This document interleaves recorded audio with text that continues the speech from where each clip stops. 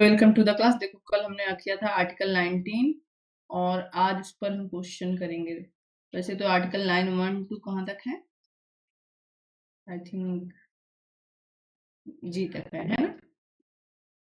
But question तुम्हारा सिर्फ आएगा आर्टिकल 19 1 ए से LLB में। ठीक है, हम आज सिर्फ इतना करेंगे, चाहे 20 मिनट लगे चाहे 50 मिनट लगे, इससे ज्यादा नहीं करेंगे।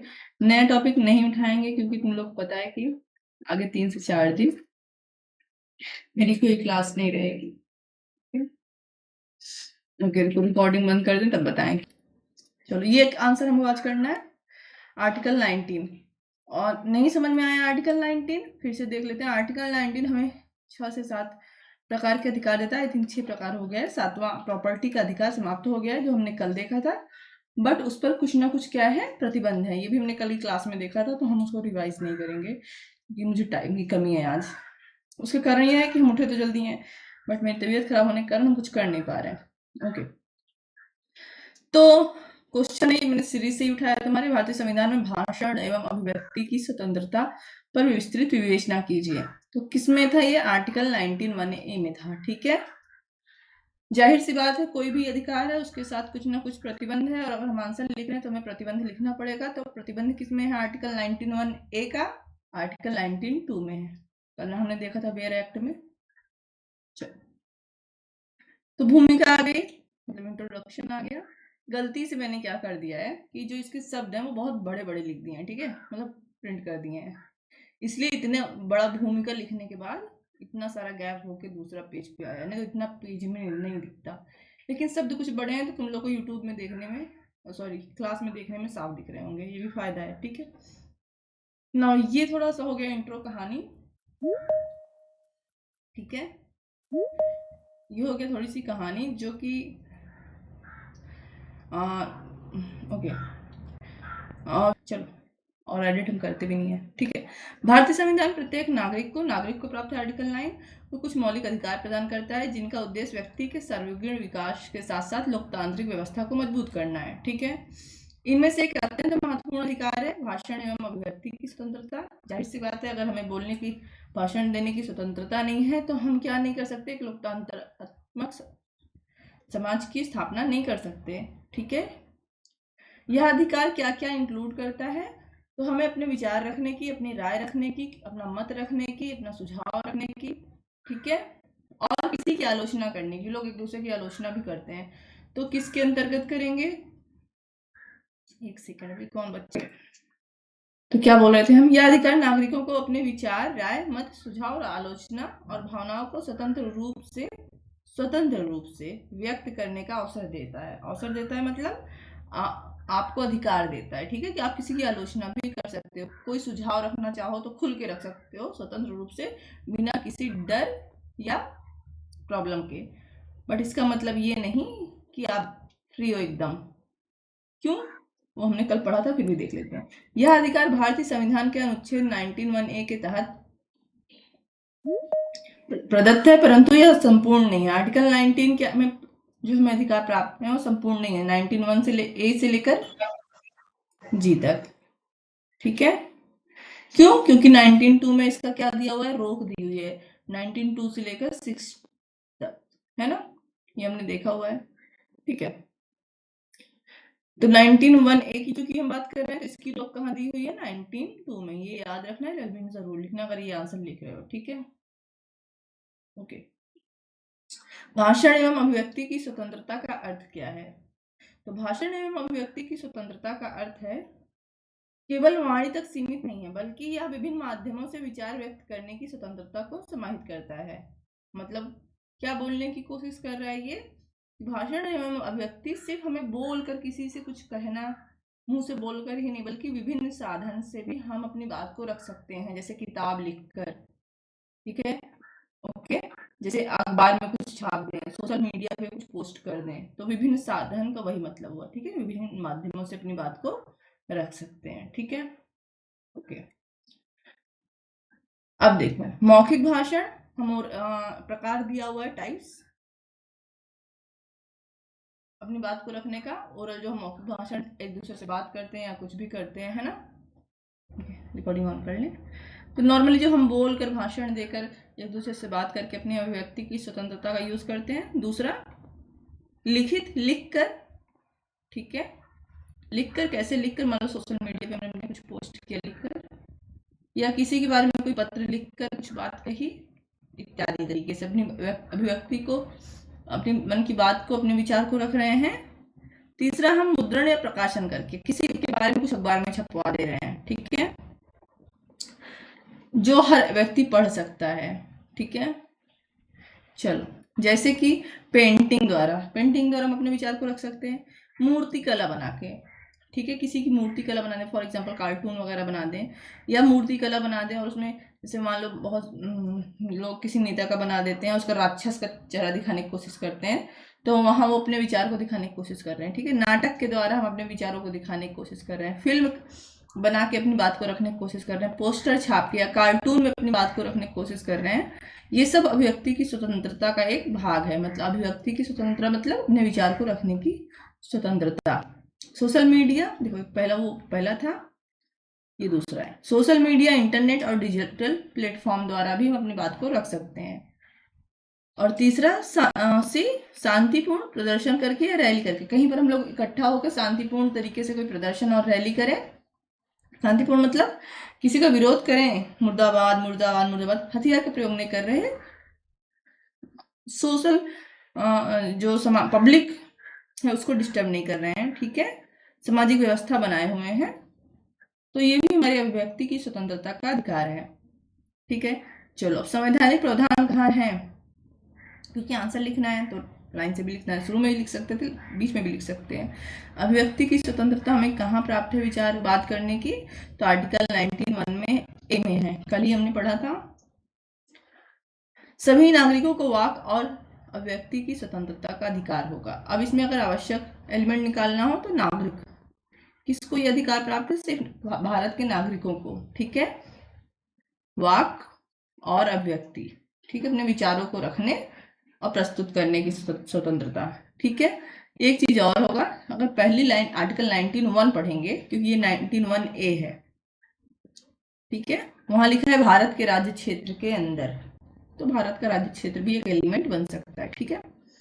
चलो, ओके, अगली हेडिंग देखो, आर्टिकल 19(2) राज्य द्वारा इस अधिकार पर ऐसे यथोचित प्रतिबंध लगाए जा सकते हैं जो भारत की हाँ ठीक है, आर्टिकल 19(2) क्या बोलता है? आर्टिकल 19(1) पर क्या लगाता है? प्रतिबंध लगाता है। तो हमने सारे प्रतिबंध कल पढ़े हुए हैं, ठीक है। जैसे संप्रभुता और अखंडता, सबसे ज्यादा प्रतिबंध हमारे वाक और अभिव्यक्ति की स्वतंत्रता पर ही है, ये पहला हो गया, संप्रभुता, अखंडता दूसरा, राज्य की सुरक्षा तीसरा, विदेशी राज्यों के साथ अगर किसी की बात करने, किसी भाषण देने, किसी मूर्ति बनाने से किसी विदेशी राज्य के साथ हमारे मैत्रीपूर्ण संबंध हैं, जैसे फॉर भारत और रसिया, है ना, और ऐसे भारत या नेपाल के साथ जो दोस्ती वाले संबंध है उस पर प्रभाव पड़ता है, तो ऐसे पर कार्रवाई की जा सकती है। लेकिन अगर भारत और पाकिस्तान के साथ किसी बात पर बोलता है, भारत और पाकिस्तान के रिश्ते पर फर्क पड़ता है, तो इसमें नहीं आएगा, क्योंकि भारत और पाकिस्तान में मैत्रीपूर्ण संबंध नहीं है, ठीक है। ठीक है, भारत की संप्रभुता, कोई बोल रहा है भारत को तोड़ डालेंगे, भारत को तोड़कर अलग देश, एक नया पाकिस्तान बनाएंगे, एक नया कुछ करेंगे, एक नया नॉर्थ ईस्ट बनाएंगे, एक साउथ ईस्ट बनाएंगे, भारत की अखंडता को भारत को अखंड करने की बात खंड करने की बात कर रहा है, ठीक है, अखंडता को प्रभावित कर रहा है, ठीक है, उसकी बातों से, उसके भाषण से लग रहा है, ठीक है, तो वो उसके ऊपर कार्रवाई हो सकती है। राज्य की सुरक्षा खतरे में पड़ रही है, भाषण दे रहे, उठाओ सब लोग आज देश को तबाह कर देंगे, आज यहाँ पर दंगा करेंगे, ये करेंगे, वो करेंगे, तो राज्य की सुरक्षा क्या हो रही है? खतरे में पड़ रही है, ठीक है। लोक व्यवस्था, जहां पर बैठकर शांतिपूर्ण जो है धरना देना चाहिए था, वहां पर सड़क जाम इस तरीके से कर दिए हैं कि एम्बुलेंस भी पार नहीं हो रही, अगल बगल आग लगाना शुरू कर दिए विरोध में, गाड़ियां तोड़ना शुरू कर दिए हैं, तो पब्लिक को परेशान कर रहे हैं, लोक व्यवस्था को भंग कर रहे हैं, अपने अधिकार का क्या कर रहे हैं? दुरुपयोग कर रहे हैं, ठीक है। सदाचार से वो काम नहीं कर रहे हैं। मान लो धरना, चुपचाप सड़क एक कोने में बैठकर धरना दे रहे हैं, लेकिन धरने में गाली का यूज कर रहे हैं, ठीक है। अदालत की अवमानना, आप अदालत की अवमानना, कोर्ट की अवमानना करना अपने आप में एक अपराध है। आपकी बात से, आपकी किसी भी प्रकार के कार्य से, अभिव्यक्ति के कार्य से अगर अदालत की अवमानना होती तो दंडनीय है, ठीक है। व्यक्ति उसको आप चोर बोल दो। अगर वो कोर्ट चला जाए तो आप बोलो भैया हमें तो क्या कहते हैं अधिकार है बोलने का, आर्टिकल 19 फंडामेंटल राइट है हमें, नहीं। आर्टिकल 19 सही से पढ़ो तो आर्टिकल 19(2) जाके पढ़ो क्या बोलता है ना। अथवा आप किसी को अपराध के लिए उकसा रहे हो, ठीक है, दुष्प्रेरण कर रहे हो, ये आईपीसी में है, इसी सेमेस्टर में आई थिंक होगा, ठीक है। तो ये भी आपका मान्य नहीं होगा। इतने सारे रोक है, ये सारे रोक हमने कल माइंड मैप में किया हुआ है। अगर ऐसे याद ना हो तो कल जो मैपिंग का नोट्स भेजा था उसमें से याद कर लेना, ठीक है। चलो, भाषण एवं अभिव्यक्ति की स्वतंत्रता का विस्तार कहाँ तक है? तो मीडिया की स्वतंत्रता आती है इसमें, ठीक है। मीडिया की स्वतंत्रता मतलब प्रेस की स्वतंत्रता, ठीक है। परंतु सर्वोच्च न्यायालय ने इसे अनुच्छेद 19(1) के अंतर्गत ही माना है। भले ही आर्टिकल 19(1) में प्रेस को इसके अंतर्गत इंक्लूड नहीं किया गया है, बट सुप्रीम कोर्ट कहता है जो प्रेस है वो भी क्या कर रहा है, लोगों की बात को रखने की कोशिश करता है, इसलिए वो भी 19(1) में आएगा। इसका सबसे इंपॉर्टेंट केस है, ये केस जरूर याद रखना, Romesh Thapar versus state of Madras, ठीक है। क्योंकि इसी केस में प्रेस को जो है आर्टिकल 19(1) का भाग माना गया था। ये केस तुमको लिखना है, अगर ये आंसर लिखना है तो, ठीक है। इंटर और सोशल मीडिया पर जो हम पोस्ट करते हैं क्या वो भी 19(1) में आएगा? आएगा, ठीक है। किस केस में कहा गया था? Shreya single versus union of India में, ठीक है। 2015 का एकदम नया नया केस है। अब कलात्मक और सांस्कृतिक अभिव्यक्ति जैसे फिल्म, नाटक, पेंटिंग्स आदि रूप से हम कुछ दर्शित कर रहे हैं, कुछ चीज को प्रदर्शित कर रहे हैं, कुछ शो कर रहे हैं, तो क्या वो हमारे आएगा उसमें अभिव्यक्ति की स्वतंत्रता में आएगा, ठीक है। सो ये केस है S Rangarajan versus P Jagjivan Ram. देखो ये सारे केस इंपॉर्टेंट हैं एज ए कॉन्स्टिट्यूशन के स्टूडेंट होना, ठीक है, एज ए लॉ स्टूडेंट होना। बट तुमको अगर याद करना है तो पहला रमेश थापर वाला याद करना, ठीक है, और न्यू केस में जो उसके बाद वाला हमने देखा था इंटरनेट वाला वो याद करना, ठीक है। सुप्रीम कोर्ट ने कहा कि फिल्म को केवल इसलिए प्रतिबंधित नहीं किया जा सकता क्योंकि वह कुछ लोगों को असुविधा पहुंचा सकती है, क्योंकि फिल्म क्या है, आर्टिकल 19(1) में फंडामेंटल राइट है, लोगों की अभिव्यक्ति का अधिकार है, ठीक है। शांतिपूर्ण प्रदर्शन करना क्या हमारे फंडामेंटल राइट में आएगा? तो आएगा, ठीक है। ये रहा केस, अगर याद करना हो तो याद करना। देखो चूंकि आंसर लिखने के लिए हम एक ही केस बता रहे हैं, ठीक है, 2 केस हमने बताया, 2 याद कर लोगे बहुत है, ठीक है ना। उस पर प्रतिबंध कहाँ है आर्टिकल 19(2) पर? देखो यद्यपि आर्टिकल 19(1) मौलिक अधिकार है परंतु यह निरपेक्ष है, संपूर्ण नहीं है, ठीक है। राज्य निम्न आधारों पर यथोचित प्रतिबंध लगा सकता है। अब देखो वही सारे प्रतिबंध फिर आ गए जो हमने अभी पढ़ा था, फिर से वही आ गया। हम कहे ना कुछ अलग से नहीं होता, बस उसको थोड़ा सा और एक्सप्लेन करके पहले शॉर्ट में लिखो, फिर लॉन्ग में लिखो, फिर लिखते जाओ लिखते जाओ लिखते जाओ, ठीक है। कोई भी अभिव्यक्ति जो देश की को विभाजित करने, विद्रोह भड़काने या आतंकवाद को बढ़ावा देने वाली हो प्रतिबंधित की जा सकेगी। आप ऐसा कोई बात नहीं करोगे जो क्या कर सकता है, देश को विभाजित कर सकता है, विद्रोह भड़का सकता है, आतंकवाद या ऐसा कुछ और खतरनाक चीज कर सकता है, ठीक है। किस केस में इसको पहली बार नाम लिया गया? तो Kedarnath Singh versus state of Bihar 1962 में कहा गया था कि राजद्रोह के मामले में सुप्रीम कोर्ट ने कहा कि केवल वही भाषण दंडनीय है जो हिंसा या विद्रोह के लिए उकसाएं। हर राजद्रोह का मामला 19(1) में नहीं आएगा। अगर उस राजद्रोह के भाषण से हिंसा या विद्रोह होता है तब वो 19(1) का विरोध है, ठीक है, 19(2) में आएगा। राज्य की सुरक्षा अगर खतरे में पड़ रही है तब उस पर भी रोक लगाया जा सकता है, तो सब 19(2) का ही है, ठीक है। मैत्रीपूर्ण संबंध पर प्रभाव डालना, लोक व्यवस्था प्रभावित करना। लोक व्यवस्था जैसे हमने भी बोला कि आग लगा रहे हैं, गाड़ियां फूक रहे हैं, है ना, सांप्रदायिक दंगे करना, अशांति फैलाना इत्यादि। Ram Manohar Lohia versus state of Bihar, court ने कहा कि सार्वजनिक व्यवस्था पर प्रतिकूल प्रभाव डालने वाली अभिव्यक्ति को रोका जा सकता है, ठीक है। शालीनता एवं सदाचार,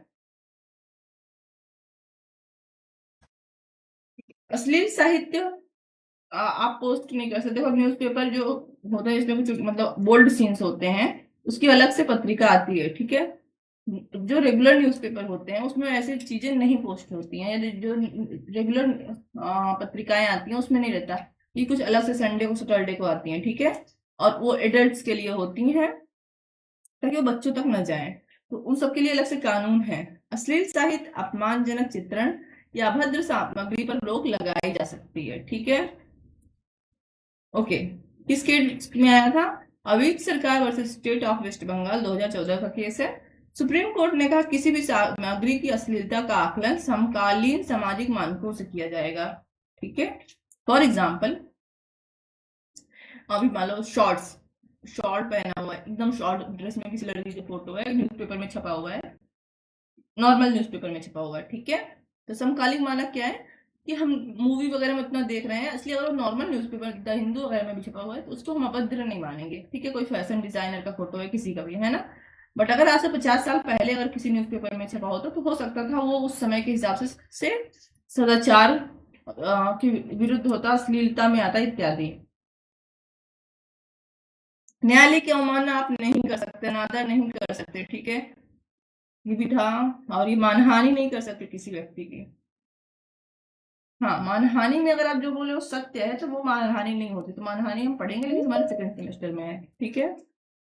ओके, किसी व्यक्ति की प्रतिष्ठा को क्षति पहुंचाने वाले भाषण पर रोक लगाई जा सकती है। Subramanian Swamy versus union of India. Supreme court ने आपराधिक मानहानि को संविधान संगत माना है। आपराधिक मानहानि क्योंकि आईपीसी की सेक्शन 499 एंड 500 में शायद था, अभी नए वाले में 81 में है शायद शायद क्यों, क्योंकि बीएनएस मैंने भी पढ़ा नहीं है, लेकर तो रखा मैंने साल भर से, लेकिन चूंकि पढ़ाना भी नहीं था और एग्जाम में भी नहीं आया, इसलिए बेयर एक्ट लेकर रखा नहीं, रिविजन करने का टाइम भी नहीं आया। क्योंकि इससे पहले जो ऑफलाइन है ना, ऑफलाइन में आईपीसी तुम लोग को शुक्ला सर पढ़ाते हैं, ठीक है। ऑनलाइन में हम पढ़ाएंगे। भैया अपना फोन माइक्रोफोन उधर से ऑफ करके रखो, जो भी हो, ठीक है, आवाज आ रही है। अपराध के लिए नहीं उकसा सकते, क्योंकि अपराध के लिए उकसाना किसी प्रकार से, चाहे षड्यंत्र से या किसी प्रकार से, क्या होता है, आर्टिकल 91 का उल्लंघन है, ठीक है। और दुष्प्रेरण के रूप में आईपीसी में अपराध है, बीएनएस में भी अपराध है, ठीक है। तो प्रमुख निर्णय हमने जो देखे में था पर, जिसमें कहा गया कि प्रेस की स्वतंत्रता को मान्यता दी गई, ठीक है। ये केस मैंने बोला इंपॉर्टेंट है, ये सारे केस इंपॉर्टेंट है, इसी से संबंधित है, लेकिन तो तुमको एग्जाम के लिए याद करना है।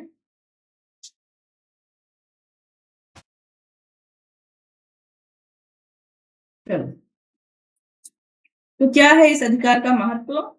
आर्टिकल 91 में जो हमें अभिव्यक्ति की स्वतंत्रता दी गई है, इसका महत्व क्या है? तो सबसे पहले लोकतंत्र को सशक्त बनाता है, ठीक है, क्योंकि जब लोगों को अपनी बात को रखने का अधिकार होगा तभी वो अपनी बात को रख सकते हैं, किसी की आलोचना कर सकते हैं। क्योंकि देखो, एक चीज देखो, अगर विपक्ष नहीं होगा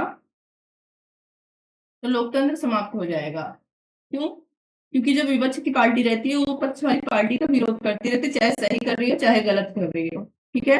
और विरोध करती है आर्टिकल 91A के अंतर्गत, उसको अधिकार है व्यक्ति का। इससे क्या होता है, लोकतंत्र बना रहता है, एक दूसरे का विरोध करते रहते हैं, एक दूसरे की कमियां गिनाते रहते हैं और उनको कोई कार्रवाई हो नहीं सकती। वैसे विपक्ष तो सांसद लोगों को वैसे भी इम्यूनिटी है, नहीं होता 91A तब भी होती, बट हम बता रहे हैं, ठीक है। लोकतंत्र को भी मजबूत बनाते हैं, जनमत निर्माण में सहायक है, लोग अपनी बात रख सकते हैं, ठीक है। तो जनमत निर्माण का, जनमत मतलब लोगों की राय को निर्माण में सहायक होता है, सत्ता के दुरुपयोग पर अंकुश लगाता है,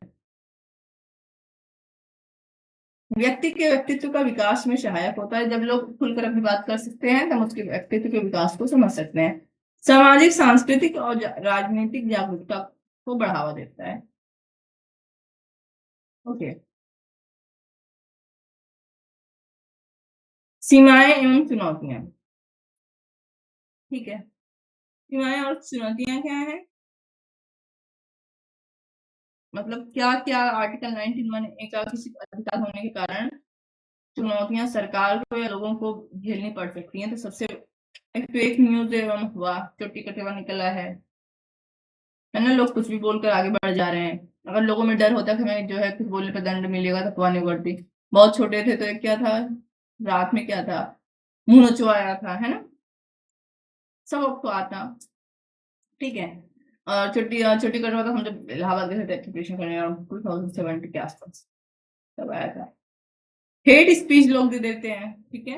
हेट स्पीच भी आर्टिकल 19(1) में आता है, ठीक है। बट वो 19(2) में दिए हुए आधारों का उल्लंघन ना करे तब, ठीक है। सोशल मीडिया का दुरुपयोग कर लेते हैं।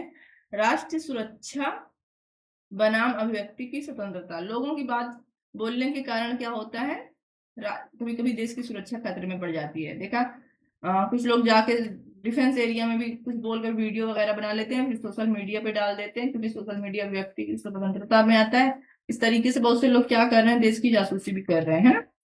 मानहानि और व्यक्तिगत प्रतिष्ठा को टकराव होता है। ओके, निष्कर्ष तो निष्कर्ष हम नहीं पढ़ेंगे, निष्कर्ष तुम लोग अपना पढ़ना। फिर से बोल रहे हैं, निष्कर्ष याद नहीं रहता क्योंकि आंसर ही नहीं याद रहेगा। फैक्ट याद करके जाना है, अपने हिसाब से आंसर लिखना है, ठीक है। फिर निष्कर्ष भी उसी के हिसाब से, शॉर्ट एस्से जो तुमने ऊपर पूरा लिखा उसी को शॉर्ट एस्से में निष्कर्ष लिख देना, ठीक है। ओके, ना चलो अपने माइंड मैप पे चलते हैं, रिवीजन मैप पे, और हमने क्या क्या पढ़ा इस आंसर में हम देखते हैं, ठीक है। तो सबसे हमारा मुख्य विषय क्या था, हमने पढ़ा आर्टिकल 19(1)(a) जो हमें अभिव्यक्ति की स्वतंत्रता देती है, और इसी का भाग है 19(2) जो उस पर रोक लगाता है, ठीक है। इसका विस्तार कहाँ तक है, मीडिया, इंटरनेट, कला और प्रदर्शन तक। ये तो उचित प्रतिबंध लगाया जा सकता है। 8 आधार दिए हुए हैं किसमें, आर्टिकल 19(2) में, ठीक है। प्रमुख मामले जो थे जिसमें से हमको पढ़ना था, रमेश थापर वाला केस जरूर पढ़ना, सिंघल वाला भी केस पढ़ सकते हो, ठीक है। प्रमुख मामले मतलब केस, ओके। और उसके बाद महत्व क्या है इस अधिकार का, ये अगली हेडिंग थी। और इसके कारण हमें क्या चुनौतियां झेलनी पड़ रही है, फिर लास्ट हेडिंग थी निष्कर्ष। तो ये सिर्फ मतलब ये माइंड मैप सिर्फ हेडिंग हेडिंग का था, ठीक है। तो ये था आज का हमारा क्लास। और मैंने पहले बोला था कि हम नया टॉपिक नहीं शुरू करेंगे, क्योंकि नया टॉपिक शुरू करेंगे 15 कम से कम हमको चाहिए हाफ आवर, है ना। और वो शुरू करेंगे, फिर अगली क्लास हो सकता है 3 या 4 दिन बाद मिले, या 5 दिन बाद ले, आई डोंट नो, क्योंकि मेरे कल है बट 2 सर्जरी है इकट्ठा, ठीक है, 2 या 3 सर्जरी है। तो हाँ ओके, एक मिनट, रिकॉर्डिंग बंद कर।